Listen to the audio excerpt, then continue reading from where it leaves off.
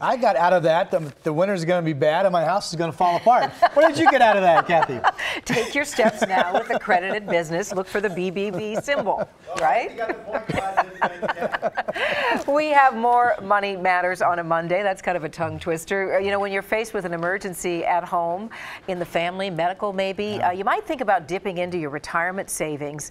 And we wanted to run that by Danny Harlow with Harlow Wealth Management. And I know, Danny, you've come up with 4 ways to kind of avoid having to dip into the retirement savings. But I start off with this question, and that is there ever an appropriate time to dip in?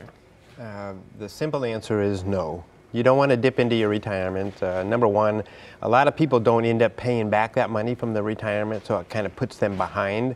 They may pay back the loan, but then they've lost that time that they can continue to accumulate for retirement. But what happens if something happens, an emergency, it's going to cost me $10,000. The only place I have $10,000, let's say, is in a 401k. You telling me it's better to take out a loan of some sort instead of get into the 401k money? Usually it is, because a lot of people don't pay back those 401k loans, and as a result that becomes a distribution out of the accounts that they have to pay taxes, and if they're under 59 and a half, they also have to pay a 10% federal penalty. Yeah, it can get costly. So let's go through the 4 tips for starting that emergency fund, and you say budgeting basics to begin with. Well, budgeting is probably one of the most painful things I try to get people to do that are baby boomers. Predominantly, people really don't know where they're spending their money, and you need to know.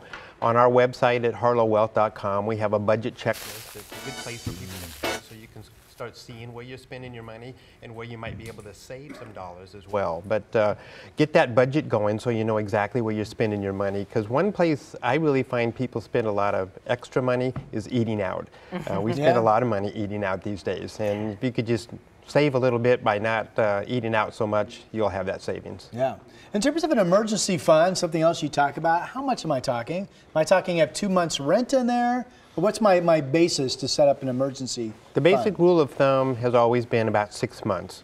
6 months of income. So 6 that's a months lot of money. income. It is a lot, but 6 months will last you longer than 6 months, because if you've lost your job, you're going to find yourself maybe not eating out quite as often. You won't be spending quite as much for those luxury items and stuff, so it will last a little bit longer. Your other tips, check your habits, automate, and bank newfound income. Take us through those last 2, automate and banking newfound income. Where do I get newfound income? Well, you do have newfound income. A lot of times people will get a raise, and you're not used to spending that raise at this particular time, so treat yourself and take that raise and pay yourself, as well as paying off a car loan. Some of these car loans that people have out there are several hundreds of dollars, and if you get that paid off, turn around and pay it yourself. If you need some of that income, try to save half of it at least. And then automating. Well, automate is like your 401k. The reason that people's 401ks or like programs work so well is because it comes out of their paycheck before they get it first. Right. Do the same thing for your savings. Take a little bit out of there. Also, change your withholdings. If you're getting a big tax refund, you can take that tax refund and pay yourself. And most banks or credit unions, I can set up a withdrawal that will go right into an account. Absolutely. Yeah. In fact, most banks out there today have a budget section on the online, so they actually will record and categorize the money that you're spending, and it's quite an eye-opener to see where you're spending your money. Okay. All right, so what you need to take away from this, Rod, is the big raise you're getting, have it withdrawn and live on the same amount you're living on now. Okay, what I took away from this is that I'm broke. Danny Harlow with Harlow Wealth Management. More information at, you mentioned, harlowwealth.com. That's correct. All right, we're back with more Portland Today on a Monday in just a few minutes.